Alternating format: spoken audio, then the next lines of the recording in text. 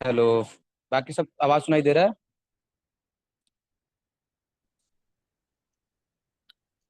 आ रहे हैं ओम आ, जी। ओम जी, आप शुरू करो। आज बच्चों, आज की जो क्लास है हमारी है पर्सनालिटी डेवलपमेंट की है। और आज के जो हमारे टीचर हैं दीप्ति चावला मैम है। और मैं उनके इंट्रोडक्शन के लिए अमित जी को बुला रहा हूँ। Amit ji, over to you. पापा जी किस चीज की क्लास है? अमित जी, पापा जी किस ओके चीज की सर। क्लास है? मेरी आवाज सुनाई दे रही है आपको? Yes yes. So Amit ji. Yes sir, now I am going to speak. So first of all, I would like to thanks our host, Mr. Omji Amit ji, आपकी Gupta. आवाज नहीं आ रही है। I am audible now. आ रही है हेलो। ओम जी, आ रही है अब अमित इसे की आवाज। विक्की। ओम आ रही जी, विक्की की आवाज आ रही है, यू प्लीज स्टॉप। अमित आपको जी, नहीं आपकी सुनाई दे आवाज रहा। नहीं आ रही है। ओम जी, आपको नहीं सुन रहा है, विक्की की आवाज आ रही है। Now you please stop. Amit, you continue. Okay. So first of all, I would like to thanks our host, Mr. Omji Gupta, for giving me this opportunity to introduce our guest speaker today. It is a privilege to introduce Miss Dipti Chawla ma'am. She is an education professional with a Master of Philosophy बाकी सबको आवाज सुनाई focused दे रही है, मुझे in आवाज सुनाई नहीं दे रही है अमित जी की। behaviorally science education from CCSU Merit. She is an emotionally intelligence trainer and coach. She has 20 years of rich in depth and extensive experience in teaching and mentoring the youth. She exhibits excellent communication is interpersonal problem solving, leadership, and team building skills. She is dedicated and committed to harnessing 21st century skill in today's youth. She has won the international award from for youth people. Currently, Ms. Chawla is associated with Katori International School, Noida as HOD, Social Science Departments and Activity Head. Thank you. Over to you, Omji.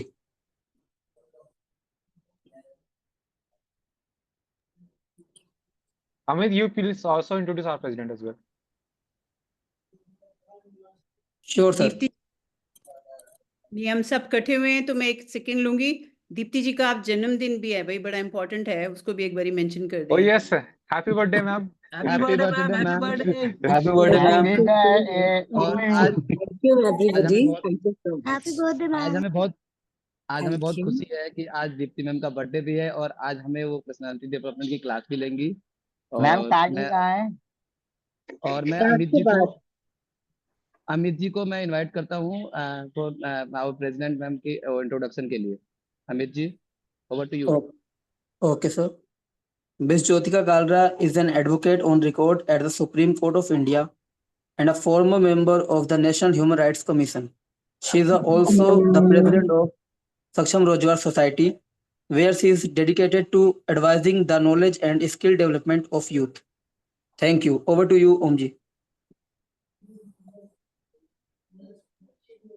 Okay Amit, thank you and over to you Deepti ma'am. Ma'am, आपको मैं invite कर रहा हूँ for class personality development की class के लिए। Over to you ma'am. thank you so much, Abhishek and Om ji. Thank you so much for yes ma'am.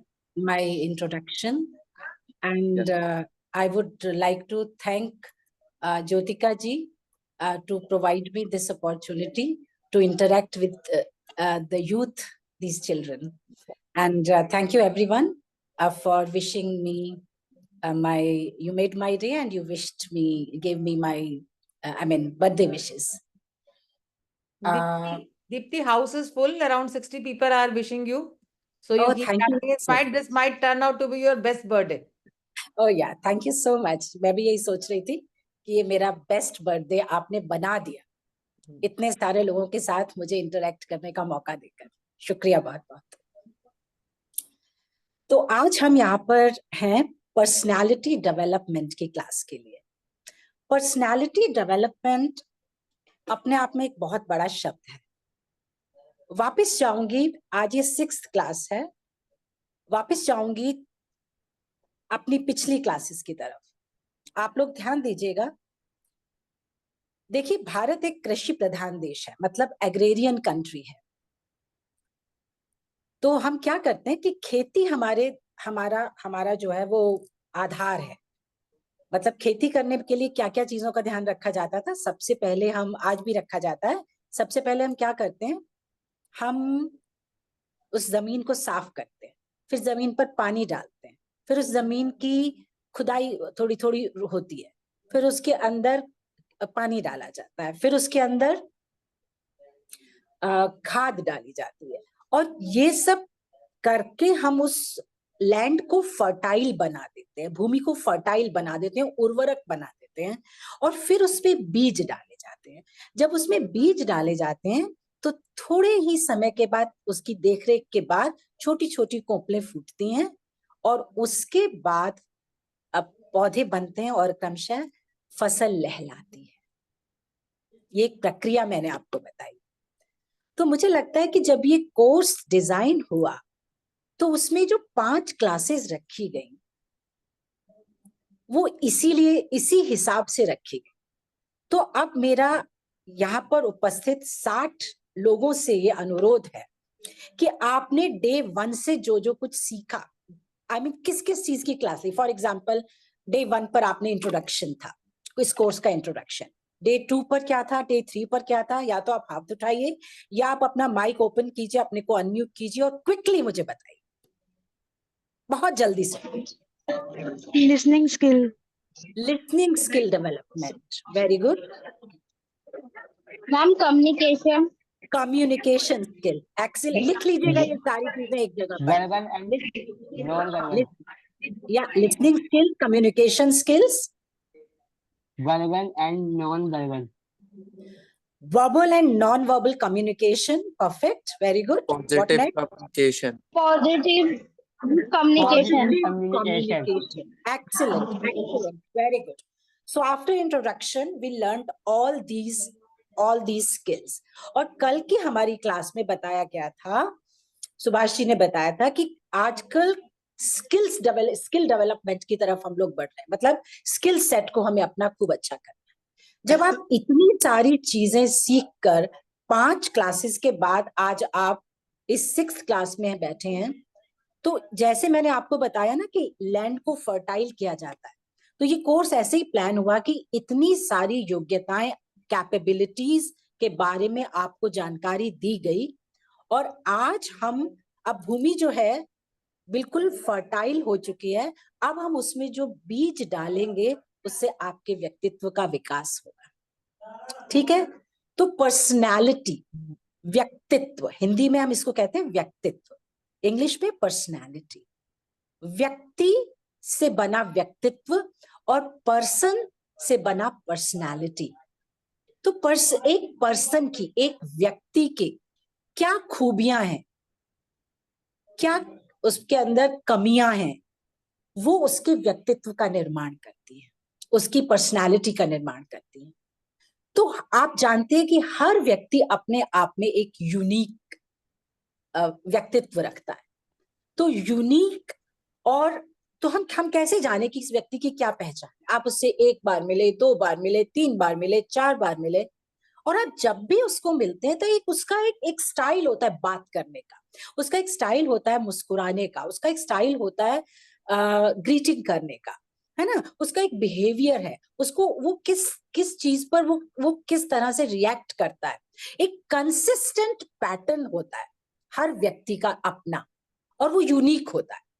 उसका सोचने का तरीका, उसका बात करने का तरीका, उसका रिस्पॉन्ड करने का तरीका, उसकी फीलिंग्स, है ना, उसका एटीट्यूड, मतलब ये सब चीजें उसकी एक अलग खास तरह की होती है हर व्यक्ति की। आप कभी भी नोटिस करिए इस चीज को। अगर मैं बोलूंगी तो मेरा बोलने का एक तरीका है ना, मैं रुकूंगी, मैं पॉज लूंगी, मैं मुस्कुराऊंगी, मैं मीन्स XYZ कोई भी। तो ये सब यूनिक एट्रीब्यूट्स एक व्यक्तित्व को बनाते हैं। ठीक है, हर इंडिविजुअल का व्यक्तित्व इसी तरह से बनता है।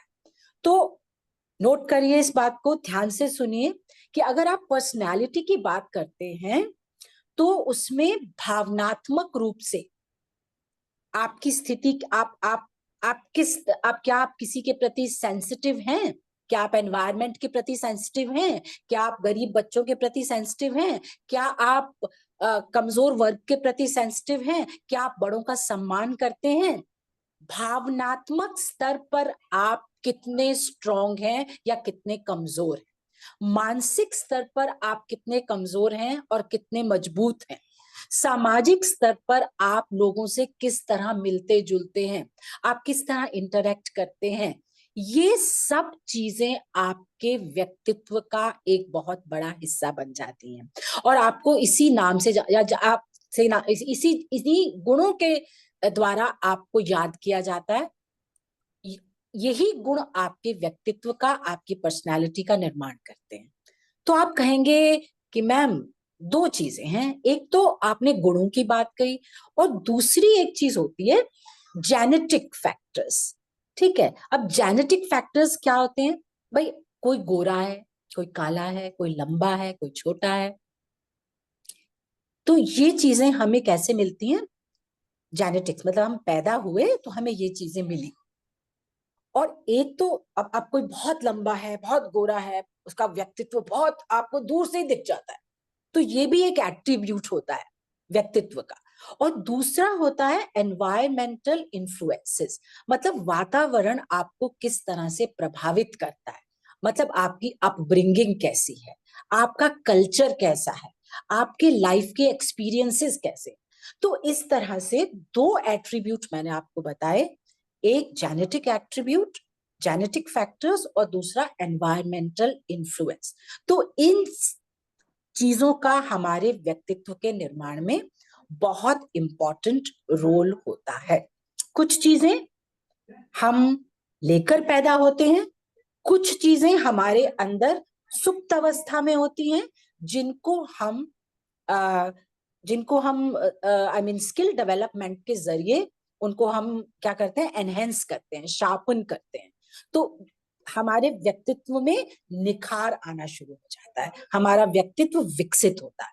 तो यही टॉपिक है हमारा आज का। तो पर्सनालिटी, अच्छा एक शब्द और आ रहा है मेरे दिमाग में, पर्सोना। पर्सोना का मतलब पता है क्या होता है? मास्क। अब वेस्टर्न आप एज में जाएंगे, वेस्टर्न उसमें एरा में जाते हैं, या आप यूरोप की बात अगर मैं करती हूँ, तो वहां पर जब बहुत पहले फ्रांस में, इटली में प्लेज होते थे, तो मुखौटा लगाया जाता था। मतलब एक ही व्यक्ति है, उसने एक मुखौटा लगा दिया पुरुष का, तो वो पुरुष की तरह एक्ट करेगा। मुखौटा लगा दिया स्त्री का, तो वो स्त्री की तरह। तो उसको पर्सोना कहा जाता, मास्क नहीं कहते थे उसको, पर्सोना कहते थे। तो ये पाश्चात्य संस्कृति का एक परसेप्शन मैंने आपको बताया, पर्सोना। पर मैं बात करूंगी आपसे, मैं बात कर रही हूँ आपसे किसके बारे में? हमारे पूर्व में, रादर मैं कहूंगी कि स्वामी विवेकानंद। स्वामी विवेकानंद के हिसाब से क्या था? उन्होंने कहा कि पर्सनालिटी जो है वो हमारे अंदर एक आत्मा है, ईश्वर का अंश है, और हमें उस अंश, जो ईश्वर का अंश है, उसके अपने कुछ एट्रीब्यूट्स हैं।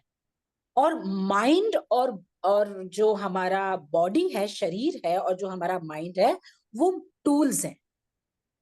तो हमें इन टूल्स के जरिए अपने व्यक्तित्व का निखार करना है, हमें नई नई चीजें सीखनी है, हमें अपने आत्म बल को पहचानना है, उसको बढ़ाना है, और इस तरह से हमें अपने व्यक्तित्व का विकास करना है। तो एनीवेज, ये बहुत गूढ़ बात है, पर मैं आपको बता रही थी कि वेस्टर्न अप्रोच ये है और हमारी भारतीय अप्रोच स्वामी विवेकानंद के हिसाब से ये मैंने आपके सामने रखी। तो आपको समझ में आया कि दो चीजें मैंने आपको बताई? Is it clear children? ये चीज समझ में आ रही है आपको? Good. Yes ma'am. Good, very good, thank you. So अब हम देखते हैं कि की कंपोनेंट्स क्या होते हैं किसी पर्सनालिटी के। की कंपोनेंट्स मतलब आप देखते हैं ना कि भाई किसी का व्यक्तित्व आपने देखा तो आपको उसमें क्या दिखता है? आप देखते हैं कि एक व्यक्ति किस हिसाब से, जो मैंने बताया अभी, सोचता है, महसूस करता है, बिहेव करता है, वो कितना ओपन है, मतलब बहिर्मुखी है, कितना उसकी पर्सनालिटी ऐसी है कि वो दूसरों की सहमति से काम करता है। आपने देखा होगा कुछ लोग केवल वो आई मी माई करके चलते हैं, वो वी नहीं होता उनकी जिंदगी में। मेरा विचार है, मेरा कहना है, मैं इस तरह काम करता हूँ, तो माई वे और हाईवे। और कुछ लोग ऐसे होते हैं जो टीम को साथ लेकर चलते हैं, मतलब आपकी सहमति, भाई आप बताइए कैसा रहेगा, आप बताइए कैसा रहेगा, वो बातचीत इस तरह से करते हैं। तो ये होते हैं ट्रेट्स। मैं आपको बता रही हूँ की कंपोनेंट्स ऑफ पर्सनालिटी, इनको आप नोट कर लीजिए। सबसे पहले ट्रेट्स में आता है कि आप कैसे सोचते हैं, आप कैसा महसूस करते हैं, और सोच और महसूस के साथ आप किस तरह उसको अपने व्यवहार में लेकर आते हैं। तो एग्जाम्पल मैंने आपको दिया, ओपननेस, मतलब खुलापन है आपके व्यक्तित्व में या नहीं है ना, ये आपका ट्रेट है पर्सनैलिटी का। आप बहिर्मुखी हैं, बहिर्मुखी मतलब एक्सट्रोवर्ट है या इंट्रोवर्ट है, या आप सहमति से काम करते हैं या केवल आप अपने हिसाब से काम करते हैं। दूसरी चीज आती है इसमें टेम्परामेंट। टेम्परामेंट क्या होता है, ये भी मैं कहूंगी कि बहुत इसमें आपके जेनेटिक्स का बहुत इंपॉर्टेंट रोल होता है, राइट। आपके मूड कैसा रहता है, आप इमोशनली किस तरह से रिएक्ट करते हैं, आपकी रिएक्टिविटी कैसी है, मतलब आपको किसी भी चीज में, कई लोग होते हैं ना बहुत ज्यादा खुश होते हैं और बहुत ज्यादा दुखी होते हैं, और कुछ लोग होते हैं वो सामान्य रहते हैं। तो कोई लोग गुस्सा बहुत ज्यादा करते हैं, कुछ लोग गुस्से को पी जाते हैं, है ना। तो इमोशनल रिएक्टिविटी किस तरह से है। दूसरा, बिहेवियरल पैटर्न क्या है आपका, behavioural pattern, this is third component, right. और उसके बाद आपका कॉग्निटिव, मतलब आपका जो इंटेलेक्ट है, वो आप किस तरह से चीजों को लिखते, आप दुनिया को किस तरह देखते हैं। कोई कहता है दुनिया बहुत ही खूबसूरत है, कोई कहता है दुनिया में I can not trust anybody, people are very rude, है ना, बहुत ही रूड है ये दुनिया, बहुत ही तो तो वर्ल्ड का परसेप्शन क्या है आपका, और किस तरह से जब आपकी जिंदगी में प्रॉब्लम्स आती हैं, आप उन प्रॉब्लम्स को कैसे सॉल्व करते हैं, आपका क्या एटीट्यूड रहता है ना, आप प्रॉब्लम को कैसे देखते हैं, प्रॉब्लम को आप एक एडवर्सिटी के रूप में देखते हैं या आप उसको एक अपॉर्चुनिटी के रूप में देखते हैं, ठीक है। आप कैसे, प्रॉब्लम जब आती है तो आप डिसीजन, उसको आपको अगर कोई डिसीजन लेना है तो आप डिलेमा में ही रहते हैं या दूसरों से पूछते हैं या आप खुद से डिसीजन ले पाते हैं, ठीक है। तो कॉग्निटिव प्रोसेस के अंदर ये चीजें आती हैं। अब सोशल और इमोशनल रिस्पॉन्सेज, मतलब कष्ट में, परेशानी में है अगर कोई, तो आप किस तरह से उसको एम्पैथाइज करते हैं, मतलब दूसरे का दुख आपका दुख बन जाता है, दूसरे का सुख आपका सुख बन जाता है, राइट। आप हार जाते हैं तो आप किस तरह से उसको, अपनी हार को किस तरह से लेते हैं। ये सब चीजें जब मिलती हैं तो एक पर्सनालिटी बनती है, मतलब ट्रेट्स, टेम्परामेंट, बिहेवियरल पैटर्न आपका, आप मानसिक रूप से अपनी बुद्धि के हिसाब से किस तरह से आपका थॉट प्रोसेस चलता है, और किस तरह से आप लोगों के साथ अपने आप को समाहित करते हैं, अपने आप को रिलेट करते हैं, ठीक है। भाई कई लोग बहुत दुखी हैं, तो अब एक गाना मुझे याद आ रहा है, दुनिया में कितना गम है, मेरा गम सबसे कम है, लोगों का गम देखा तो मैं अपना गम भूल गया। मतलब कई लोग का क्या, और कुछ लोग का क्या तरीका होता है बात करने का, मैं यहाँ दुखी हूँ, मुझे ये परेशानी है, मुझे ये परेशानी है, मतलब वो अपनी परेशानियां ही बताते रहते हैं, उन्हें अपने से ज्यादा दुखी कोई नहीं लगता, और दुनिया उन्हें सबसे सुखी लगती है, क्योंकि हर व्यक्ति को अपने, मतलब वो जो जूता काट रहा है वो उसी को पता है जिसने पहना हुआ है ना। तो ये सब चीजें जो हैं हमारी पर्सनालिटी। अब हम कहेंगे कि अब तक सब हमें जानने की क्या जरूरत है, क्योंकि हम लोग क्या हैं, हम लोग सोशल बीइंग्स हैं, है ना। अरस्तु ने कहा क्या, man is a social animal. तो सोशल एनिमल्स क्या करते हैं, they talk with each other. आप देख रहे हैं कि हमने 2-3 दिन बात की, पॉजिटिव कम्युनिकेशन की बात की, हमने कॉन्वर्सेशन की बात की, तो हम बिना बातचीत किए हुए नहीं रह सकते। तो 2 तरह की चीजें होती हैं, जब हम इंटरपर्सनल रिलेशनशिप अगर हमें सोसाइटी में चाहिए ही चाहिए कि किस तरह से हम रिलेशनशिप बनाएं, तो रिलेशनशिप क्या होती है, फैमिली से शुरू होती है, फैमिली के बाद सोसाइटी, सोसाइटी के बाद आप वर्क प्लेस पर जाएंगे, वहां भी आपको अगर दूसरों के साथ हाथ से हाथ मिलाकर काम करना नहीं आएगा, टीम वर्क नहीं आएगा, तो आप क्या करेंगे, आप वहां पर काम नहीं कर पाएंगे। आप अकेले जो जाएंगे तो जीत तो जाएंगे, लेकिन लंबे समय तक अगर आपको किसी इंडस्ट्री में रहना है, आपको लंबे समय तक कुछ सीखना है, तो आपको क्या करना पड़ेगा, आपको एक दूसरे के साथ मिलकर काम करना पड़ेगा। और देखिए, जब कहते हैं ना, आपने देखा होगा घर में शादी होती है तो कितने सारे मेहमान आते हैं। शादी क्या है, खुशी, खुशी है। और जब ईश्वर न करे घर में कोई दुख या मातम होता है, किसी की मृत्यु हो जाती है, तो भी परिवार सारा इकट्ठा हो जाता है, आस पड़ोस सब इकट्ठे हो जाते हैं। तो दुख सुख में हमें क्या क्या चाहिए, हमें लोग चाहिए, हमें समाज की आवश्यकता है। क्यों? क्योंकि इमोशनल वेलबींग तभी हो पाएगी जब हम लोगों के साथ मिलजुल कर अपना दुख और सुख बांट सकेंगे, है ना। अपनी इमोशंस को मैनेज कर पाएंगे, हम स्ट्रेस को रिड्यूस करना सीखेंगे, जिससे हमारी मेंटल हेल्थ, हमारी मानसिक जो हेल्थ है वो अच्छी रहेगी। ठीक है। और तीसरी एक और चीज होती है, क्योंकि हमें क्यों पर्सनैलिटी हमारी अच्छी होनी चाहिए, क्यों पर्सनैलिटी मैटर करती है, ये हमें सिखाता है एडेप्टेशन टू चेंज, कि जो चेंज है उसके साथ हम कैसे अडेप्ट करें।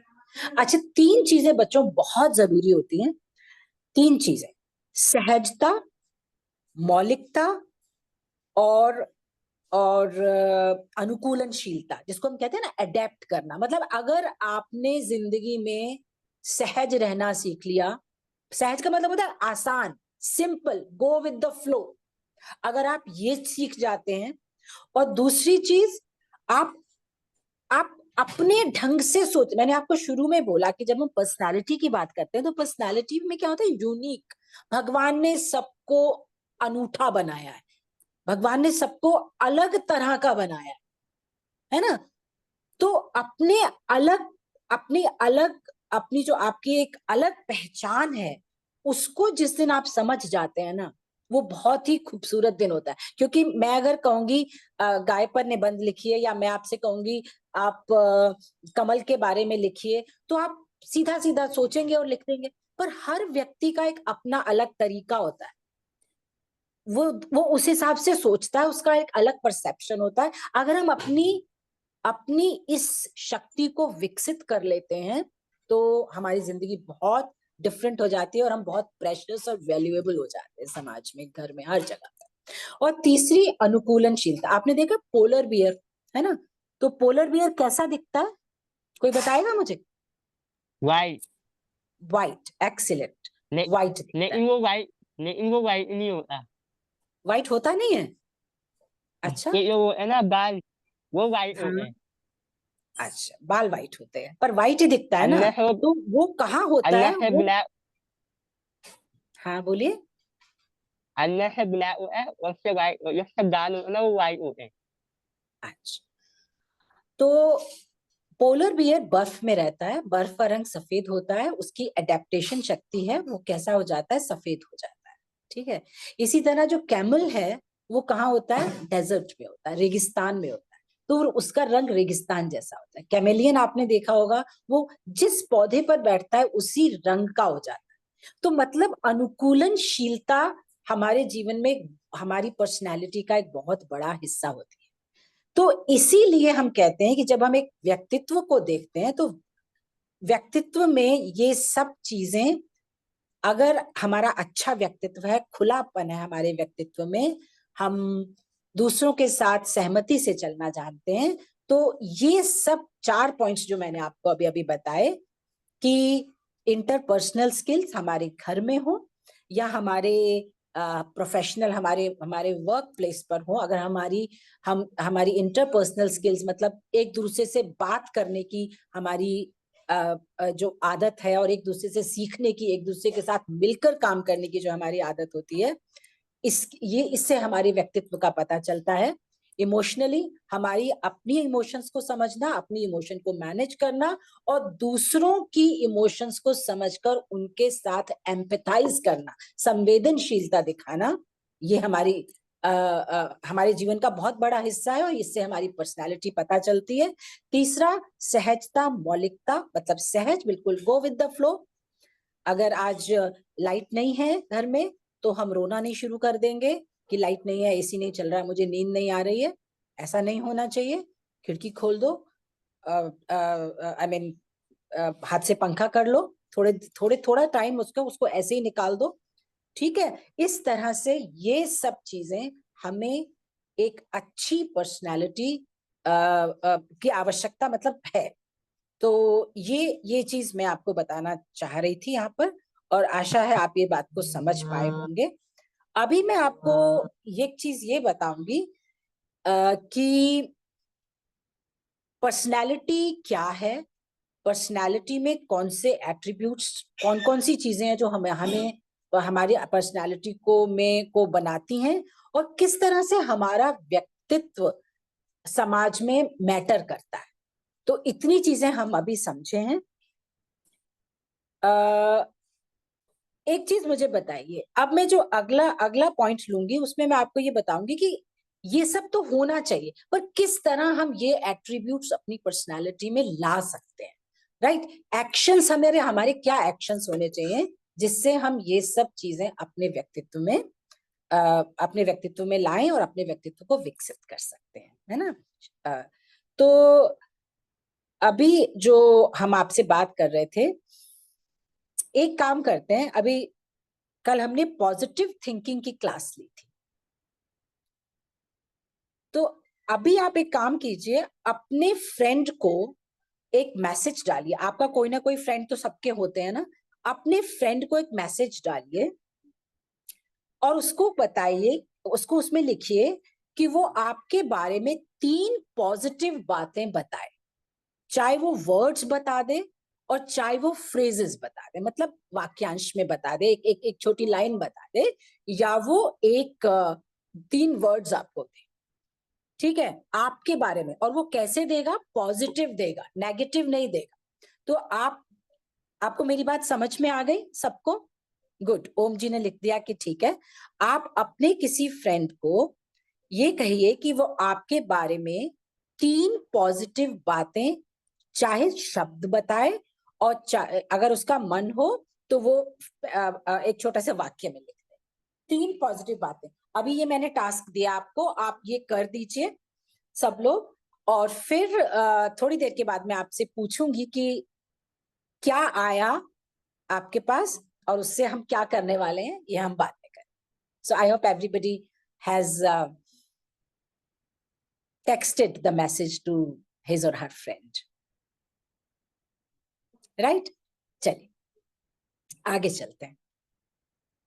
अब मैंने कहा आपसे कि हम रियल लाइफ में कैसे एक्शंस लें और किस चीज के बारे में लें जिससे हमारे व्यक्तित्व का विकास हो। तो सबसे पहली चीज यहाँ पर आती है सेल्फ अवेयरनेस, मतलब अपने को जानना। और बच्चों मैं यहाँ पर आपको बताऊंगी कि जब हमारी क्लास शुरू हुई थी, डे 1 पर ज्योतिका जी ने आपको बताया था कि जब भी आप अपने बारे में बात करेंगे, जब भी आप कोई भी सवाल का जवाब देंगे, सबसे पहले कॉन्फिडेंटली आप अपने बारे में 3 चीजें बताएंगे। क्या क्या बताएंगे? जरा जल्दी से बताइएगा, क्या क्या बताएंगे? जल्दी जल्दी बताइए। मैम आप पहले आपका अपना नाम बताएंगे, आप कहाँ रहते हो, आप ये बताएंगे आप क्या कर रहे हो, स्टूडेंट हो या फिर जॉब करते हो। वेरी गुड, वेरी गुड, बहुत बढ़िया। तो सेल्फ अवेयरनेस, आप अपने बारे में क्या जानते हैं, ये तो बहुत बिल्कुल शुरू की बात है कि आप अपने बारे में, आपका नाम क्या है, आप क्या करते हैं, आपका क्या शौक है। आपको दुनिया भर के बारे में पता होता है, लेकिन अपने बारे में जब आपको बोलने के लिए कहा जाए, आप 4 लाइनें नहीं बोल पाते। तो कितना इम्पोर्टेंट है खुद को समझना, खुद को जानना, बहुत इम्पोर्टेंट है। तो इसके लिए ना एक बहुत छोटी सी एक्सरसाइज है। जब हम अपने व्यक्तित्व को समझना चाहते हैं तो हम एक एनालिसिस है, इस एनालिसिस को हम कहते हैं स्वॉट एनालिसिस। तो आप जरा अपने अपने पेन से अपने पेपर पर लिख लीजिए, अपनी नोटबुक में, SWOT, SWOT, स्वॉट analysis, स्वॉट analysis, right. अब एस से क्या होता है बताइएगा? एस से हम कहते हैं कि स्ट्रेंथ क्या है, मेरी क्या स्ट्रेंथ है। अगर मैं कहूं मैं एक गुड ऑडिटर हूं, मतलब मैं बातचीत लोगों से बहुत अच्छी करती हूँ, तो इसी तरह आप कहेंगे मैं बहुत अच्छा डांसर हूँ, ठीक है। आप कहेंगे मैं बहुत अच्छा खाना बनाती हूँ, या आप कहेंगे मैं बहुत अच्छा वक्ता हूँ, या आप कहेंगे मैं बहुत अच्छी पेंटिंग करता हूँ, मैं बहुत अच्छा, आई मीन हर व्यक्ति की कोई ना कोई कुछ ना कुछ स्ट्रेंथ्स होती है। तो जब स्वॉट एनालिसिस में हम क्या करते हैं, हम अपनी स्ट्रेंथ्स को जानते हैं कि मेरी खूबियां क्या हैं, फिर मेरी खामियां क्या हैं, W, वीकनेसेस, मेरी खामियां क्या हैं, O, अपॉर्चुनिटीज, कौन सा मौका अगर मुझे मिलेगा तो मैं अच्छा काम कर सकता हूं, थ्रेट्स, मुझे किन किन चीजों से डर लगता है, ठीक है। जब आपको अपने बारे में ये 4 चीजें पता चलेंगी, तब आप इन चीजों को क्या करेंगे, पहले आप जानकारी कर लेंगे। तो आप जल्दी से ना ये बॉक्स बना दीजिए, SWOT, और लिखना शुरू कर दीजिए। कम से कम एक बच्चा मुझे बताए आपकी स्ट्रेंथ क्या है। 1 person, please let me know आपकी स्ट्रेंथ क्या है। अच्छा, 2 लोग बताएंगे आपकी अपनी स्ट्रेंथ मुझे। I am best dancer. You are Best dancer. Okay, very good. और एक कोई और बताएगा अपनी अपनी अपनी स्ट्रेंथ मुझे, जल्दी से। हर्ष, आप कहाँ से बोल रहे हो जरा बताओ, और पूजा आप भी।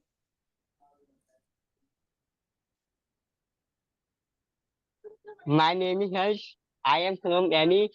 My location is nearby Hanslight Pony. I am a student. Student of very which good. Class? Perfume second year graduation. अच्छा, कॉलेज से कर रहे हो या? F1. ठीक है, आप प्लीज ठीक कंटिन्यू, सॉरी। ठीक है, ठीक है, वेरी गुड। तो अब कोई मुझे अपनी एक वीकनेस बताए। देखो, जब तक हम बोलेंगे नहीं हमें समझ में नहीं आएगा। स्वॉट एनालिसिस क्या है, मतलब मुझे अपनी स्ट्रेंथ पता है। आप कोई अपनी वीकनेस बताए बहुत जल्दी से, क्विकली। वीकनेस क्या है आपकी? मुझे शोर पसंद नहीं है, मैं जब शोर होता है मैं शोर बर्दाश्त नहीं कर पाती, ये मेरी वीकनेस। आप बताएं, कोई भी एक एक एक एक, एक आवाज आनी चाहिए कि ये मेरी वीकनेस। ऑलराइट, लिखिए। हाँ बोलिए, पहले इंट्रोड्यूस कीजिए अपने आप को। Yes, ma'am. Myself Mana Mandlikar and I am co-founder of Indika Samadhi from Madhya Pradesh.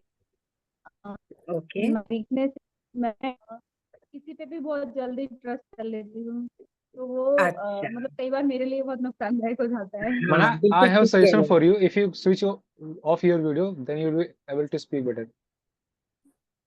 हाँ, ऐसा होता है, बहुत जल्दी से आप अगर किसी पर ट्रस्ट कर लेते हैं तो कई बार नुकसान उठाना पड़ता है। अच्छा, किसी ने यहाँ पर लिखा है गुस्सा बहुत आता है, और एक और मैं देख पा रही हूँ इसमें चैट बॉक्स में, या eating is my weakness, Jyotika ji. Okay, alright, रोना।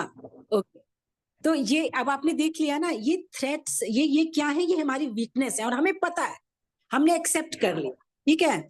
उसके बाद अब आप मुझे बताइए कि आपको आपको क्या लगता है कि आपको कौन सी अपॉर्चुनिटी मिले तो आप कुछ बहुत अच्छा कर पाएंगे।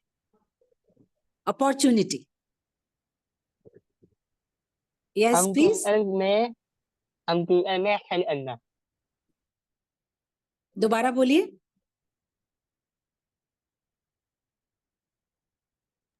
दोबारा से बोलिए एक बार। हर्ष आप अभिषेक, बोलिए एक बार। आवाज आपकी क्लियर नहीं है। अभिषेक, एक बार अगर कोई लिख रहा है तो आप मुझे बता दीजिए जरा चैट बॉक्स में, किसी ने अगर कुछ लिखा है तो हेल्प कीजिए प्लीज। श्योर मैम, अभी तो किसी ने कुछ लिखा नहीं है। अच्छा, तो किसी ने अच्छा कुछ अगर नहीं। मुझे, अच्छा आपको समझ नहीं आया क्या? अगर अगर अपॉर्चुनिटी मतलब आपको मौका मिल जाए अगर, तो आप क्या क्या बढ़िया से बढ़िया कर सकते हैं?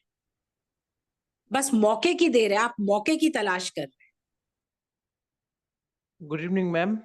हैं। हाँ जी, My good name is evening. Nishma Mishra, and हाँ, right now I'm pursuing my graduation from Delhi University, second year. Great. So the thing that I can do most perfectly is that if I get opportunity, is that I can give speech in public, and also if I need to explain any topic, if I have idea on that, I believe that I believe strongly that I can do that one perfectly. With very good. तो आपको अगर मौका मिले तो आप किसी भी चीज को एक्सप्लेन कर सकते हैं, समझा सकते हैं, है ना?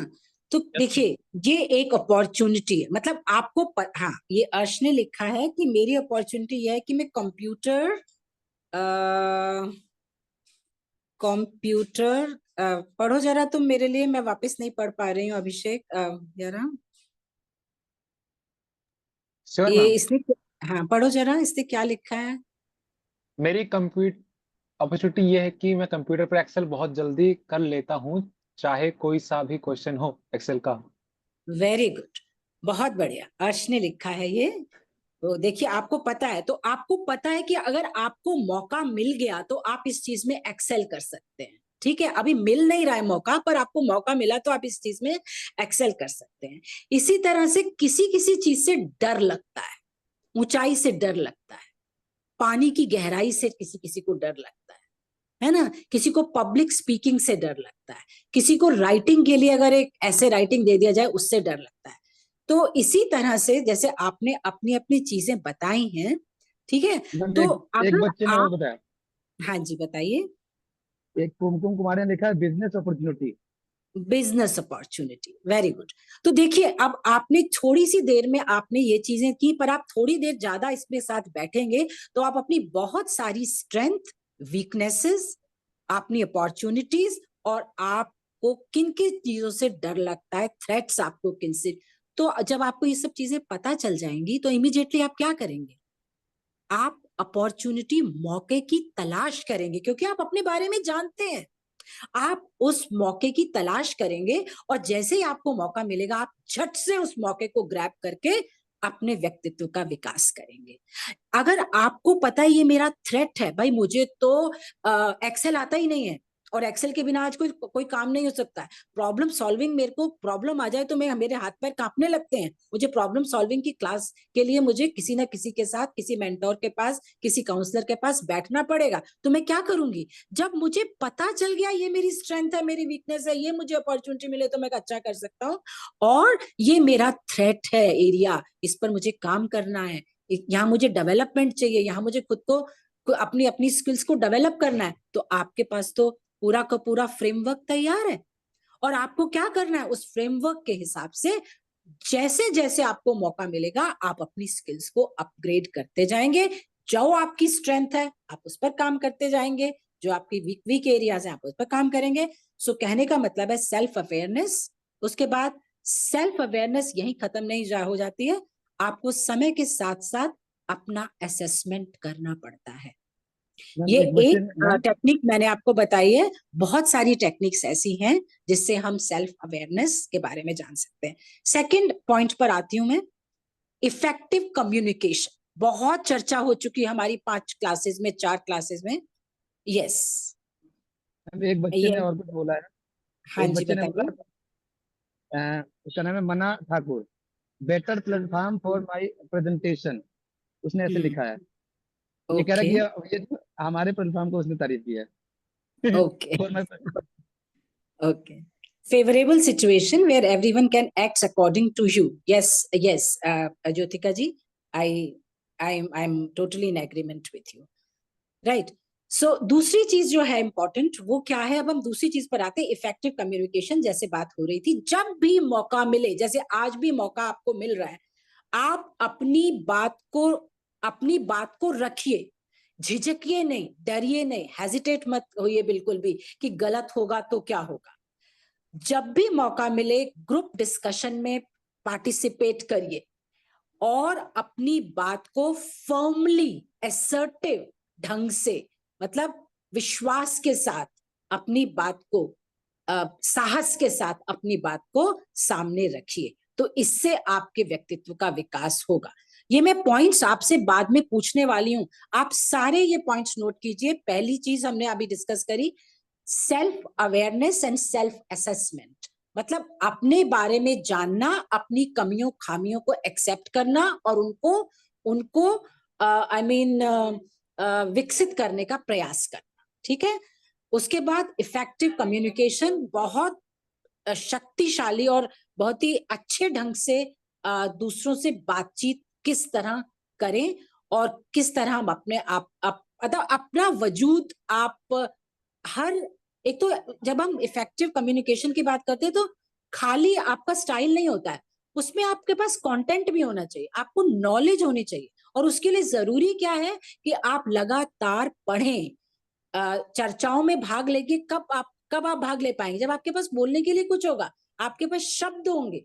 जैसे ज्योतिका जी ने कहा कि आइए और शब्द लिखिए, वोकैबुलरी बढ़ाइए। जब आपके पास शब्द होंगे, जब आपके पास विचार होगा, जब आपके पास जानकारी होगी, तभी आप अपनी बात को इफेक्टिव ढंग से कर रख पाएंगे। ठीक है। तीसरी चीज अब नोट कीजिए, सेल्फ कॉन्फिडेंस। देखिए, जब आपको उसके लिए क्या करना है, आपको कंफर्ट जोन से बाहर निकलना है, कंफर्ट जोन से बिल्कुल बाहर निकलना है, नई नई स्किल्स को डेवलप करना है। उसके लिए चाहे आपको क्लब ज्वाइन करना पड़े कोई, या आपको जैसे बहुत अब हमारे स्कूल में क्या होता है, बहुत सारे स्कूल्स में होता है कि तरह तरह के क्लब्स होते हैं, जैसे डिबेटिंग क्लब है ना, डिजिटल मीडिया का क्लब है। ठीक है। तो आपको या फिर इंटरनेशनल फोरम, मतलब वर्ल्ड में क्या हो रहा है इसके बारे में क्विज क्लब है, तरह तरह के क्लब्स होते हैं स्कूल्स में, सोसाइटीज में। तो आप उन क्लब्स को ज्वाइन कीजिए। क्लब्स ज्वाइन करेंगे तो वहां पर सारे लोग ऐसे बैठे हुए हैं जो सीखने के लिए आए हैं, तो आपको वहां पे शर्म नहीं आती है कि भाई इसको ज्यादा आता है मुझे कम आता है, नहीं, वहां तो सारे लर्निंग के लिए बैठे हुए हैं। तो कोई गलत भी बोल रहा है तो उसको दूसरा इंसान, मतलब जो उस क्लब का मेंटोर है, वो उसको सिखाएगा।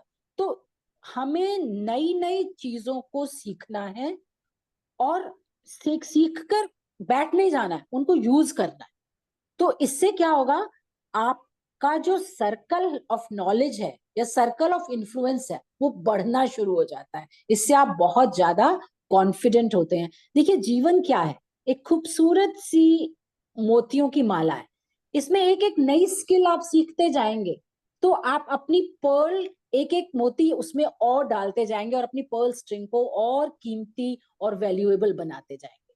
तो नई नई चीजें सीखिए जब मौका मिले, और अपनी कंफर्ट जोन से बिल्कुल बाहर निकलिए। मतलब ये नहीं कि अरे बैठे हैं हम तो टीवी देख रहे हैं, हाथ में रिमोट पकड़ा हुआ है और हम लगातार टीवी देखते जा रहे हैं, ये सब नहीं करना है। ठीक है। जब भी मौका लगे, आपको स्टिचिंग अच्छी लगती है वो सीखिए, आपको क्रोशेट अच्छा लगता है वो सीखिए, आपको निटिंग अच्छी लगती है वो सीखिए, आपको बातचीत करने का बहुत शौक है आप बातचीत करिए। आप देखिए, जब मौका मिलता है आप स्टेज पर जाइए, एंकरिंग शुरू कर दीजिए। तो इससे आप अपने व्यक्तित्व का विकास करेंगे और लोग आपको समझेंगे, आपको जानेंगे। ठीक है। और जब मौका मिलेगा, जब भी होगा, वो आपको मौका देंगे, आपको मौका मिलेगा, अपने आप ग्रैब करेंगे उस चीज को। ठीक है। एक चौथी इंपॉर्टेंट चीज है यहाँ पर, वो है इमोशनल इंटेलिजेंस। अब इमोशनल इंटेलिजेंस को एक बहुत बड़ा विशाल ये विषय है, जिसको मैं आपको बहुत थोड़ा सा इसके बारे में बताऊंगी। 4 चीजें बहुत इंपॉर्टेंट है जो अभी हम कुछ बात कर भी चुके हैं। सेल्फ अवेयरनेस, खुद को जानिए, उसके साथ साथ अपना मूल्यांकन कीजिए कि आपको किस चीज, कौन सी इमोशन से आप को ट्रिगर मिलता है, या किस तरह से आप इमोशंस को मैनेज करते हैं, किस तरह से आप दुनिया के प्रति एम्पैथी दिखा सकते हैं, आप संवेदनशील हो सकते हैं। ठीक है। और किस तरह से ये सब चीजें समाज में दूसरों के साथ आपके रिलेशनशिप को इम्पैक्ट कर सकती हैं। तो ये 4-5 चीजें इसके अंदर आती हैं। तो मैं यही कहूंगी, आपको यहाँ पर एक्शन बताऊंगी, एक्शन प्लान आपको मैं बताऊंगी कि क्या करना चाहिए आपको। आपको ये सोचना है कि मुझे मेरी कौन सी इमोशंस हैं जिनको मैं, मेरी इमोशंस, देखो इमोशंस हमेशा नेगेटिव नहीं होती हैं, हमेशा पॉजिटिव नहीं होती हैं। तो इमोशंस को हम किस तरह से मैनेज करें, management of the emotions is very very important. गुस्सा आया तो किस तरह हमने मैनेज किया, या हमारी सराहना की गई तो किस तरह से हमने उस चीज को लिया, या हमसे कोई काम ठीक से नहीं हुआ तो मेरा अपमान हुआ तो मैं उस अपमान को कैसे लूंगा। उसके ऊपर ब्रूड नहीं करना है, ब्रूड नहीं करना उसके ऊपर, उसको उससे लर्निंग करनी है और आगे निकलना है। हाउ कैन आई मैनेज, एक लिस्ट बना लीजिए, ये सारी चीजें, इन चीजों से मुझे बहुत गुस्सा आता है, मुझे ट्रिगर मिलेगा, तो इस ट्रिगर मिलेगा तो मैं इसको कैसे मैनेज करूं, पानी पी लूंगी, मुंह धो लूंगी। समझ रहे हैं आप? इस तरह से हमें इन चीजों को समझना है। और ये एक बहुत विशाल सा विषय है, इस बारे में इससे ज्यादा बात अभी इस समय नहीं हो सकती है, ठीक है। तो इमोशनल इंटेलिजेंस हमें डेवलप करनी है। देखो, भावनाओं का क्लटर नहीं बनाना है अपने दिमाग में, मुझे उससे नफरत है तो नफरत ही है जी, मुझे उससे प्यार है तो प्यार ही है जी, नहीं। भावनाओं का क्लटर, अगर भावनाओं को हम मैनेज नहीं करेंगे, डायरेक्ट नहीं करेंगे, तो इसकी ये इसकी सफाई करना साथ साथ बहुत जरूरी होता है, ठीक है। तो यहाँ पर हमें काम करना है, और हम इमोशनली अगर स्ट्रांग हो जाते हैं तो हम कुछ भी कर सकते हैं, ठीक है। समझ में आ रहा है? नेक्स्ट एक और चीज मैं आपसे कहूंगी जो है, देखिए इस एज में, जिस एज में हमारे यहाँ पर बच्चे हैं ज्यादातर, पीयर प्रेशर बहुत इंपॉर्टेंट रोल प्ले करता है। तो पीयर प्रेशर को हमें किस तरह से डील करना है, ठीक है। 2 चीजें हैं यहाँ, मैं एक सिचुएशन देती हूँ आपको। सोचिए कि एक बच्चा है हमारे पास, और वो बच्चा जो है उसकी एकेडमिक एक्सपेक्टेशंस बहुत ज्यादा है, मतलब पढ़ाई लिखाई वो बहुत करता है। पर जैसा समय आया, समय के साथ साथ उस बच्चे ने देखा कि अब शाम को जो बच्चे कोचिंग क्लास जाते हैं, वो कोचिंग छोड़कर, क्लासेस मिस करके वो पार्टियां कर रहे हैं और क्लब्स में जा रहे हैं और शाम के टाइम। तो अब वो बच्चा, अब उसकी अपनी अलग वैल्यू है, अपना अलग वैल्यू सिस्टम है, वो नहीं जाता है। तो अब उसको, उस बच्चे का मजाक बनाया जाता है। तो वो बच्चा क्या करे, या तो वो पीयर प्रेशर में आकर अपना वैल्यू सिस्टम चेंज कर दे, अपनी प्रायोरिटीज बदल दे, या फिर वो क्या करे, आइसोलेटेड हो जाएगा ग्रुप से। तो इस समय में अगर ऐसी स्थिति, हो सकता है आपने भी जिंदगी में कभी महसूस की हो, या एज ए टीचर मुझे पता है बच्चों में कई बार 12th में 10th में जब बच्चे बोर्ड क्लास का एग्जाम तैयारी कर रहे होते हैं तो वो इस तरह की समस्याओं को जूझते हैं। तो ऐसे समय में हमें क्या करना चाहिए, एज ए टीनेजर आप क्या करना चाहेंगे? मुझे 2 या 3 स्टेप्स चाहिए, आप मुझे जरा मदद कीजिए इस बार, किस तरह से आप इस सिचुएशन को डील करेंगे, आप कैसे हेल्प करेंगे? रिपीट करो क्वेश्चन को। क्वेश्चन ये है जी कि एक बच्चा है, वो बच्चे का जो बेसिकली उसका जो काम, उसको पढ़ना है, उसकी लाइफ की प्रायोरिटी ये है कि मुझे पढ़ना है और मुझे लाइफ में कुछ करना है। लेकिन शाम को जो जिन बच्चों के साथ वो कोचिंग के लिए जाता था, उन्होंने कहा यहाँ तो पेरेंट्स है नहीं, टीचर है नहीं, तो हम कोचिंग के नाम पर हम मस्ती करेंगे, बाहर जाएंगे। तो उन्होंने क्लासेस मिस करना शुरू कर दिया और बाहर जाकर उन्होंने मूवी देखना है शाम को, या इवनिंग में पार्टी चल रही है, और फिर वापस घर आ गए। तो कोचिंग के नाम पर उन्होंने ये सब करना शुरू कर दिया। धीरे धीरे अब जो ये बच्चा है उसको ये ठीक नहीं लगा, क्योंकि उसका वैल्यू सिस्टम ये है कि उसे पढ़ना है और लाइफ में कुछ करना है। पर फ्रेंड्स ने उसका मजाक बनाया, उसको आइसोलेटेड कर दिया, अब वो अकेला महसूस कर रहा है। और ना तो वो, अब वो डिलेमा में है कि वो वहां जाए दोस्तों के साथ या फिर वो केवल पढ़े। तो वो इस डिलेमा में है, तो इसकी हमें मदद करनी है, तो हम क्या करें? आत्मचिंतन, संजय अरोड़ा जी। ठीक है, आत्मचिंतन। बच्चा छोटा है, टीनेजर, पर हम कर सकते हैं आत्मचिंतन। इन्वॉल्व कर सकते हैं। थोड़ा जोर से बोलिए, सुनाई नहीं दिया मुझे। उसको ना स्पोर्ट्स के एक्टिविटीज में इन्वॉल्व कर सकते हैं, क्योंकि जब फिजिकल एक्टिविटीज होती है या कोई स्पोर्ट्स ज्वाइन करते हैं तो वहां पर मतलब एक जब स्पोर्ट्स प्लेग्राउंड में आता है ना, तो कई बार सारी चीजें भूल जाते हैं और फिर वो उसका दिमाग भी शॉर्प होने लगेगा अगर वो एक्सरसाइज करेगा, फिजिकल एक्टिविटीज करेंगे तो। हाँ, वेरी गुड। आत्मचिंतन है, मन भी स्पोर्ट्स लगेगा। एक्टिविटी में जाना चाहिए। और क्या लिखा है भाई, पढ़ ले, यही उम्र है पढ़ने की, अर्श ये लिख रहे हैं। ठीक है, मैम गुड। मैम मेरे पास भी है एग्जांपल। आई वांट टू हाँ शेयर वन बताइए, एग्जांपल विद यू। हाँ बताइए। मैम जैसे मैं तो आपको एकदम लाइव बता रहा हूँ। जैसे हमारे यहाँ क्या होता है, बच्चे नहीं पढ़ रहे तो वो सब टीनेजर ही होते हैं। तो अब जो वो हाँ, पढ़ नहीं रहे होते ना मैम, तो हमें उनको ये समझा, जब वो नहीं पढ़ते खेल कूद रहे होते हैं तो हमें समझाते हैं इस तरीके से कि हम्म, आप देखो, आपके बगल में ये बंदा था, ये पढ़ता था, आज वो एमबीबीएस बन गया। आज आप खेल रहे हो, आप ऐसे खेलते रहोगे तो कल आपका फ्यूचर कैसा होगा। तो कहीं ना कहीं हम हम्म, सबसे पहले तो मोटिवेशन उनको उनके घर के बगल वालों से देते हैं, क्योंकि वो बंदा हम्म, अपने आसपास के जो इन्वायरमेंट है, एक सोशल इन्वायरमेंट है, वो उसको जल्दी कैच करता है। वही हम्म, अगर मैं उसको एग्जाम्पल अगर पीएम मोदी का दे दूंगा, किसी और का दे दूं, तो वो जल्दी कैच नहीं करेगा।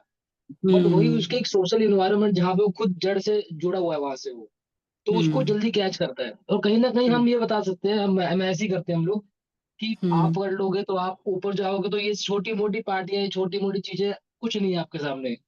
आप इसे हम्म, बड़ी बड़ी पार्टियां करोगे और आप और लोगों को पार्टियां दोगे कहीं ना कहीं। आप खुद एक हम्म, एम्प्लॉयमेंट जनरेट करोगे फ्यूचर में। मतलब इस तरीके से हम समझाते हैं। और फिर उसको, जैसे भी हम्म, आपने मैंने बताया था कि सेल्फ अवेयरनेस के बारे में सोचना होता है, सेल्फ कॉन्फिडेंस बनाना पड़ता है, कहीं ना कहीं हम्म। एक सेल्फ असेसमेंट करना पड़ता है कि जो मैं चीज कर रहा हूँ क्या वो मेरे लिए फायदेमंद है या नहीं है। तो कहीं ना बहुत कहीं खूब, नुकसान होता है। बहुत तो इस बढ़िया तरीके बात से हम। बोली है। हाँ, बहुत अच्छी बात बोली आपने कि सेल्फ रिफ्लेक्शन करना पड़ेगा उसको, कि मुझे करना क्या है। क्या मुझे इन्हीं पार्टीज में जाना है, जैसे उसने बोला, अभी एक बच्चे ने लिखा था कि खुद से समझना पड़ेगा भाई, खुद ही समझना पड़ेगा। बिल्कुल ठीक है, खुद से समझना पड़ेगा, सेल्फ रिफ्लेक्शन की जरूरत है। आसपास के एग्जाम्पल्स देखने पड़ेंगे, लाइफ में चीजों को प्रायोरिटाइज करना पड़ेगा। और एक बहुत अच्छी चीज लिखी है, change the people, change the group.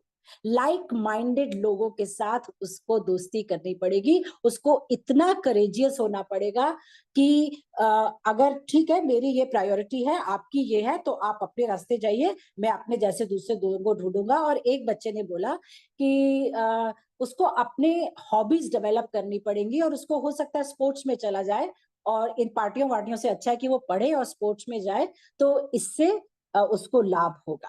बहुत अच्छी बात आपने बताई। और आपने इस बच्चे को, जो एग्जाम्पल हमने आपको दिया, आपने बड़े आराम से इस सिचुएशन, तो इससे पता है, इससे आप बाहर निकले उसको, मतलब आपने उस बच्चे को इस सिचुएशन से बाहर निकाला। तो ये सब चीजें जो है आपके व्यक्तित्व के खुलेपन को दर्शाती है, कि एक ही चीज पर रोते नहीं रहना है बैठकर, हमें बाहर निकलना है। प्रॉब्लम है, उसको सॉल्व करना है। ठीक है, प्रॉब्लम को सॉल्व करना बहुत जरूरी होता है, रादर देन उस प्रॉब्लम को पर ब्रूड करने से। तो यही स्किल्स जो हैं, ये 21st सेंचुरी स्किल्स कहलाती हैं, right. Positive reinforcement, it's very important. Time management again is a very important thing. तो एक चीज मैं यहाँ इसमें बताना चाहूंगी, टाइम मैनेजमेंट एंड डिसिप्लिन। मतलब आपका टाइम बना हुआ है, चार्ट बना हुआ है और बना रहना चाहिए। मुझे सुबह उठकर क्या करना है, कितने घंटे मुझे अपने शरीर को देने, कितने घंटे मुझे आत्मचिंतन को देने, कितने घंटे मुझे स्कूल जाना है, पढ़ना है, या XYZ, मतलब हर एज के साथ अपनी अलग अलग चीजें हैं। और इसके लिए आपको डेली प्लानर बनाना होगा, that is very important children. और इसके साथ साथ आजकल मोबाइल पर बहुत सारी एप्स हैं, जैसे गूगल कैलेंडर है, ट्रेलो एक ऐप है। तो ये एप्स हमें नोटमेट। बहुत हेल्प करती हैं अपने को ऑर्गेनाइज करने में। और इसके साथ साथ एक और चीज है कि हमें प्रायोरिटाइज करने टास्क कि, और हमें अब पढ़ रहे हैं तो कितने घंटे पढ़ने में देने हैं, बोर्ड एग्जाम आ रहे हैं कितने घंटे उसमें देने हैं, कितना घंटा हमें रिक्रिएशन में देना है, हमारी हॉबीज को देना है। मतलब बैलेंस करना है इन सब चीजों को। और इसमें एक और हम लोग यूज करते हैं एक टेक्निक जिसको कहते हैं पोमोडोरो टेक्निक।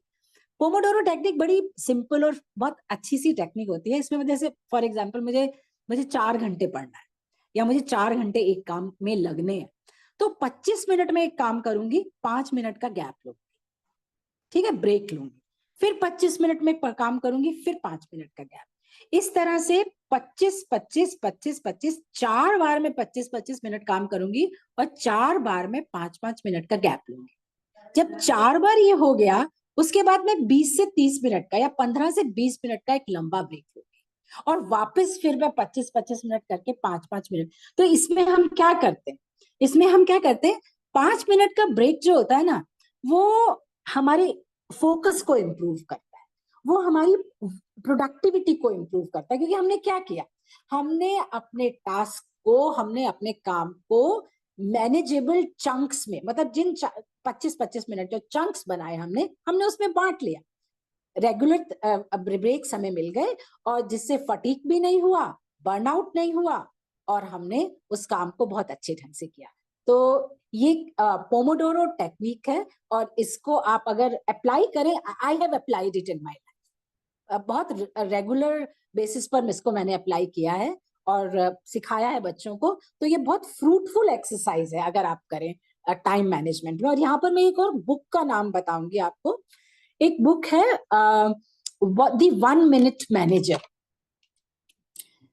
मौका लगे, ये कैन ब्लैंचेट की बुक है। इसको आप एक बार, जब छोटी सी पतली सी किताब है, इसको आप एक बार पढ़ें तो बहुत ही इफेक्टिव है ये किताब, जिसमें 1 minute goal, 1 minute praises and 1 minute reprimand के बारे में बहुत खूबसूरती से बताया है and it is very powerful, very effective book. अगर जब भी मौका लगे इसको जरूर पढ़िएगा। एक बार दीप्ति आप टेक्स्ट बॉक्स में डाल दीजिए बुक का नाम।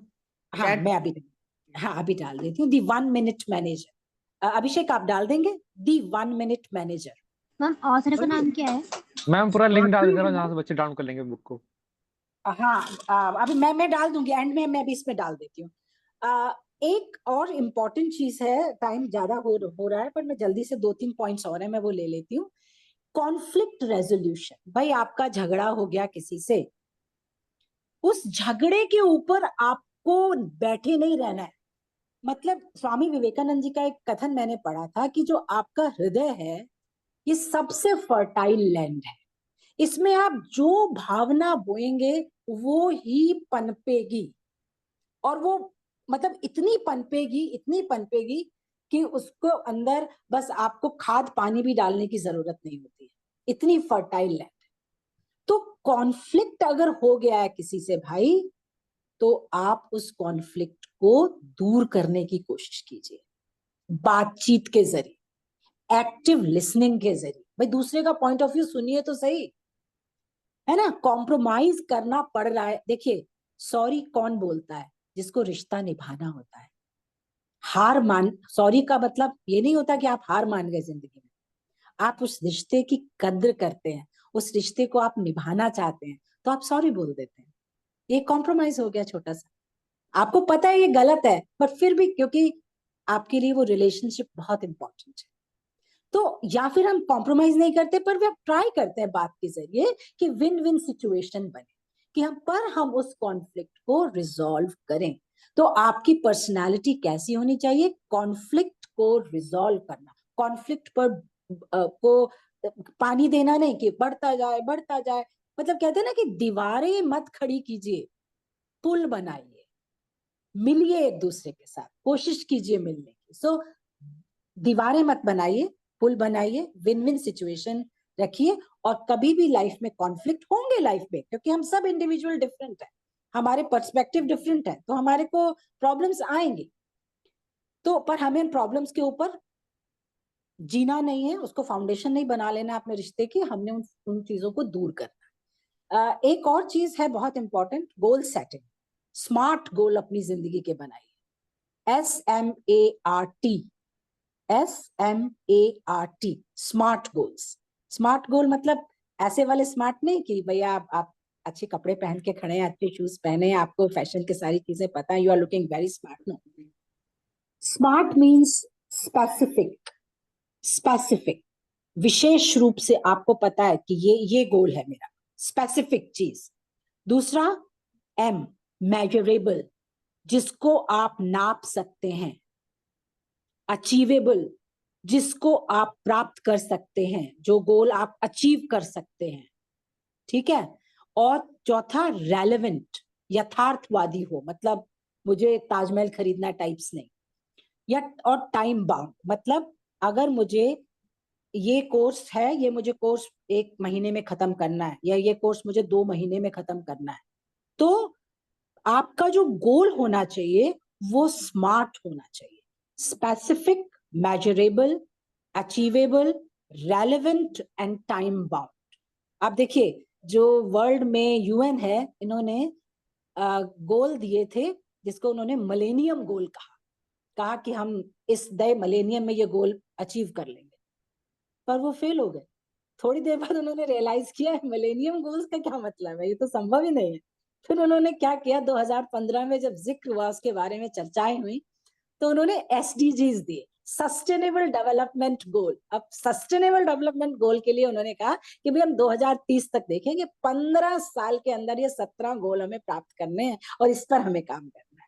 मतलब इतनी बड़ी संख्या का एग्जाम्पल मेरे दिमाग में आया तो मैं आपको बता रही हूँ। तो गोल्स हमेशा स्मार्ट होने चाहिए। शॉर्ट टर्म गोल बनाइए, लॉन्ग टर्म गोल बनाइए, short term goal, long term goal, और इस तरह से आप अपनी लाइफ में गोल्स हमेशा बनाकर रखिए। हेल्दी लाइफस्टाइल से जीना सीखिए, अच्छा खाइए, अच्छा पीजिए, एक्सरसाइज कीजिए, बैलेंस डाइट बहुत इंपॉर्टेंट है, अच्छी सफिशिएंट स्लीप बहुत इंपॉर्टेंट है, और ये आपके व्यक्तित्व को निखारने का काम करती है। ठीक है। माइंडफुलनेस और स्ट्रेस मैनेजमेंट बहुत जरूरी है। माइंडफुलनेस क्या है, जो भी आप काम कर रहे हैं, आप खा रहे हैं, मुझे खाना अच्छा लगता है तो आप खाते ही जा रहे हैं, खाते ही जा रहे हैं, मुझे काजू कतली अच्छी लगती है तो मैं खाते ही जा रही हूँ, है ना। ऐसा नहीं, कितना खाना जरूरी है मेरे लिए, है ना। आप माइंड से सोचिए, मतलब इसका मेरे जीवन में कपड़े खरीदने का शौक है भाई, मुझे मेकअप का शौक है भाई, मुझे नहीं।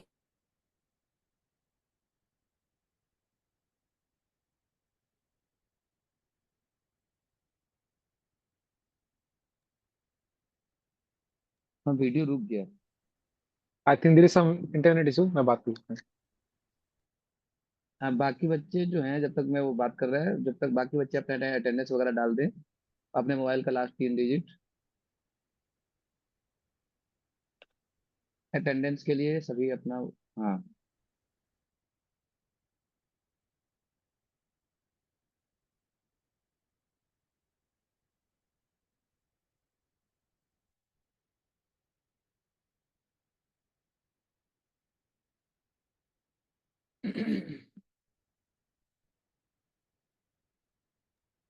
ओम ओम जी, यस वीडियो मैम। ऑन करा के फोटोग्राफ।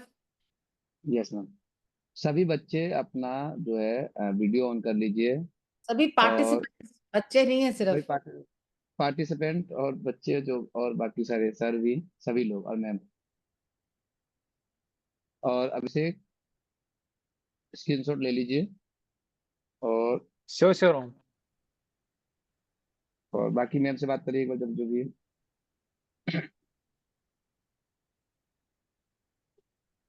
मैंने मैम को बोल दिया है एक बार। अच्छा। अभी अभी आ रही है मेरी आवाज? Yes ma'am, you are yes back. Ma'am. All welcome. Right, fine.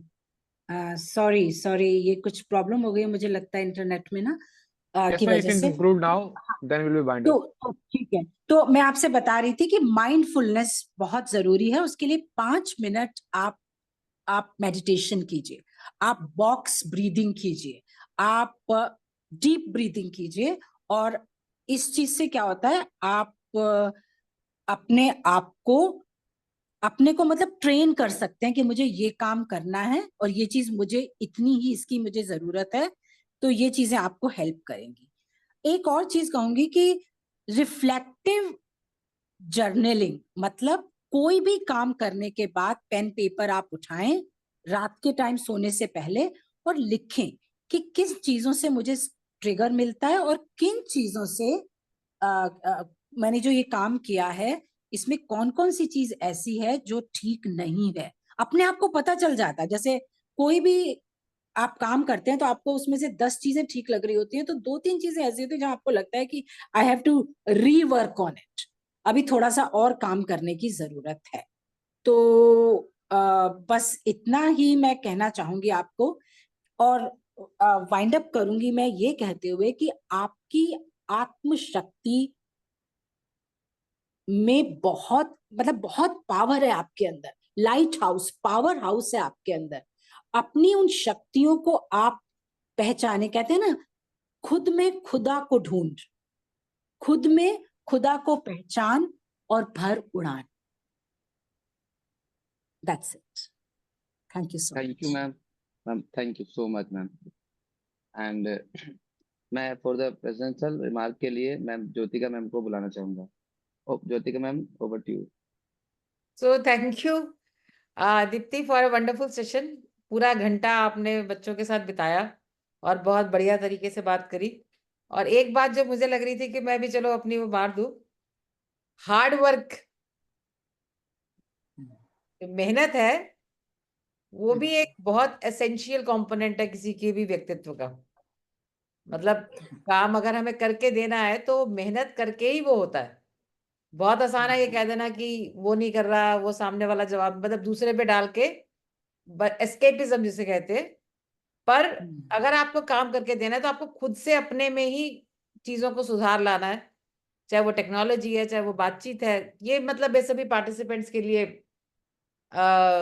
मेरा कहना है कि मैं थोड़ा सा इसमें ऐड कर रही थी। और thank you so very much, it was a very wonderful session.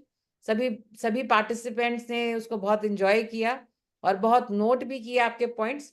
और आगे भी आप इसी प्रकार सक्षम रोजगार सोसाइटी के जो हमारे पर्सनालिटी डेवलपमेंट का अगर सेशन होगा तब आपसे आज से हमारा इस टॉपिक का रिसोर्स पर्सन दीप्ति चावला है, हमें सोचना नहीं पड़ेगा, तो आपको हम परेशान करते रहेंगे। और संदीप चावला जी भी हैं और वो भी, मुझे लगता है उनका पूरा सहयोग रहा होगा इस सेशन को तैयार करने में, क्योंकि बीच बीच में भी वो उनके बहुत अच्छे वैल्यूएबल कमेंट्स और उनके सजेशंस आए सेशन के। और बहुत अच्छी बात है कि रोजगार सोसाइटी के जो हमारे ये क्लास चल रही है, आज एक पूरा हफ्ता उसको हो गया, 25% मान लीजिए हमने पूरा कर लिया। और सक्षम भारती के सभी सीनियर मेंबर्स जिन्होंने ज्वाइन किया उन सबका बहुत बहुत शुक्रिया। मैं देख रही थी मुकेश जैन जी ने ज्वाइन किया हुआ था, संजय अरोड़ा जी ने ज्वाइन किया हुआ था, और ऋतु होरा तो अब हमारी सक्षम रोजगार की हैं, और संदीप चावला जी हमारे सेक्रेटरी सक्षम रोजगार, और शोभा भसीन वाइस प्रेसिडेंट सक्षम रोजगार, सुभाष मलिक जी ने ज्वाइन किया, तो विनोद कालरा जी ने ज्वाइन किया। आप सबका बहुत बहुत शुक्रिया और आप सभी बच्चों का बहुत बहुत शुक्रिया। मैं सॉरी मैं बच्चे शब्द कह रही हूँ, मैंने अभी ओम जी को बोला था। सभी पार्टिसिपेंट्स और बच्चे जो स्टूडेंट्स ने हमें ज्वाइन किया, रात के 9 से 10 बजे के बाद तक भी वो क्लास में रहते हैं। 70 से ऊपर हमारा पार्टिसिपेशन था। और कुमकुम ने शब्द डाला था टेम्पल, और उमा ने 2-3 शब्द डाले थे, और स्नीज भी शब्द डाला था। तो आज हमारी पर्सनालिटी डेवलपमेंट की क्लास थी और कल की क्लास होगी इंग्लिश स्पीकिंग, मतलब अगले जो हफ्ता है पूरा इंग्लिश स्पीकिंग पे फोकस है, जिसमें की पहली क्लास श्वेता मैम लेंगी और वो सेल्फ इंट्रोडक्शन क्लास होगी। और मैं अप्रिशिएट करना चाहती हूँ कि योगिता ने भी ऑनलाइन मतलब कैमरा ऑन था, पूजा का कैमरा थ्रू आउट ऑन था। पूजा वेरी गुड, एंड पूजा ने आंसर्स भी दिए। और इसके साथ अर्श ने पार्टिसिपेट किया, और एक मेरे ख्याल लवनी या क्या नाम था बच्ची का, तो वो तब एक बार क्लास में बोल रही थी कि मैम हम हाथ नहीं मिलाते हैं सर, हम हाथ नहीं मिलाते। तो मैं जो आज इंग्लिश के हमें कुछ छोटे छोटे टॉपिक्स में बताना चाहती थी, तो मैं चाहती हूँ कि उसमें आप चाहें कि जब भी जिससे मिलते हैं तो उसको हेलो बोलिए, हाउ आर यू बोलिए, उसको आप थैंक यू बोलते हैं तो उसके साथ आप ये कहिए कि यू आर वेलकम। जैसे छोटे छोटे शब्दों को आप अपने भाषा में लाइए, जैसे मैंने रिपीट कर रही हूँ, हेलो बोलना, हाउ आर यू बोलना, हाउ डू यू डू बोलना, थैंक यू बोलना, यू आर वेलकम बोलना। बहुत छोटे सेंटेंस है, 2-2 3-3 वर्ड के, उनको आप इस्तेमाल करेंगे तो आपको थोड़ा थोड़ा भाव आएगा कि मैं अंग्रेजी बोल सकती हूँ। तो सिर्फ इसी के लिए, क्योंकि एक बार लवी शर्मा ने शायद कहा था कि हम हाथ नहीं मिलाते, तो मुझे लगता है कि हाथ मिलाना, और लड़कियों के लिए तो और जरूरी है कि आप हाथ मिलाइए, हैंडशेक कीजिए। हैंडशेक करने से आपको सामने वाले के साथ एक फ्रेंडली लेवल पे आते हैं। मतलब हैंडशेक करना, एक जमाने में हम भी जब बच्चे थे तो ऐसा माना जाता था कि लड़कियां हाथ मिलाती है तो आवारागर्दी है, परंतु समय बदलता है, परिस्थितियां बदलती हैं, और वैल्यू सिस्टम बदलते हैं। आज आपका हैंडशेक करना मतलब एक आप एक लेवल पे व्यक्ति के साथ आते हो, उससे मिलते हो, बात करते हो, उसके साथ एक दोस्ती बनाते हो, और ये दोस्ती बनाने के साथ साथ वही दोस्ती आपके काम के उसमें, आपके वर्क प्लेस पे और आपके कैरियर में आपको मदद करती है। फाइनली फिर से एक बार आपको जन्मदिन की बहुत बहुत बधाई दीप्ति चावला, और मुझे लगता है एक बड़ा हमने आपका हैप्पी बर्थडे सक्षम रोजगार सोसाइटी के प्लेटफॉर्म से बना दिया। अभिषेक, Thank you so much for Yes, ma'am, I will giving like me to this play that song. opportunity हाँ and प्ले celebrating. प्ले अभी